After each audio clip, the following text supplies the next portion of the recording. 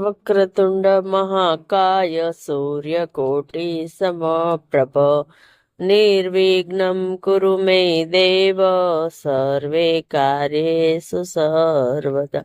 श्री संकटनाशन गणेश स्तोत्रम नारदमुवाच प्रणमं शिरसा देवं गौरीपुत्र विनायकं भक्तावासा स्मरे नित्यमायु कामार्थे सिद्धये।